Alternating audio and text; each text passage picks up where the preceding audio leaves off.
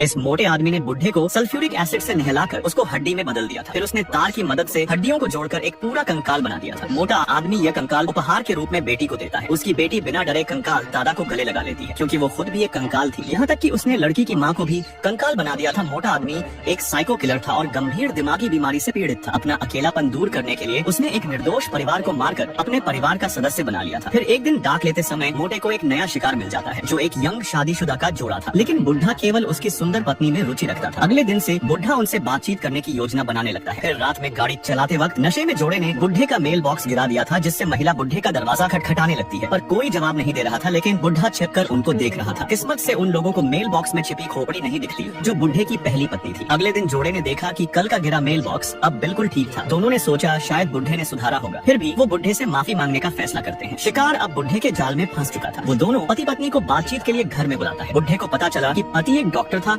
और उसकी पत्नी पत्रकार थी। दोनों के माता पिता अब इस दुनिया में नहीं थे और न ही कोई दोस्त था, क्योंकि वो इस शहर में बिल्कुल नए थे। बुढ़े को एकदम सही शिकार मिल गया था। तभी महिला नुकसान की भरपाई के लिए बुढ़े को रात के खाने पर बुलाती है। शिकार खुद जाल में फंसता जा रहा था, जिससे बुढ़ा खुशी से उनकी बात मान लेता है। महिला बुढ़े को अपना पूरा घर दिखाती है, यहाँ तक कि उसने बेडरूम भी दिखा दिया था। बुढ़े को पूरे घर का नक्शा मिल चुका था, जिससे उसे काम को अंजाम देने में आसानी होने वाली थी। फिर खाने के दौरान महिला एक दुखद बात बताती है कि उनकी बेटी कैंसर से मर गई थी और वो यहाँ एक नई शुरुआत करने आए थे। उनको दुखी देख बुढ़ा घर जाने का बहाना बनाता है, लेकिन घर के बाहर आते ही वो छिपकर दोनों पति पत्नी को लड़ते हुए देख रहा था, जो बेटी की मौत को लेकर झगड़ रहे थे, जिससे मोटा बहुत खुश हो जाता है। लेकिन मोटे की हरकतों से उसकी पत्नी गुस्सा हो जाती है। उसे लग रहा था कि वो महिला परिवार के लिए खतरा है। दरअसल बुढ़ा पूरा पागल हो चुका था। उसे कंकाल में अपनी मरी हुई पत्नी जिंदा दिखाई दे रही थी। यहाँ तक कि वो मरी हुई बेटी से भी बात कर रहा था, जो कह रही थी कि उसे एक बहन चाहिए। मोटे का दिमागी संतुलन हिल चुका था। वो अपने ही सपनों की दुनिया में खो गया था। फिर अगले दिन बेटी की इच्छा पूरी करने के लिए वो स्कूल जाता है, जहाँ उसे एक लड़की मिल गई थी, जो उसकी बेटी के लिए बहन बन सकती थी। लेकिन जब साइको बुढ़ा उसका पीछा कर रहा था, तो उसकी कार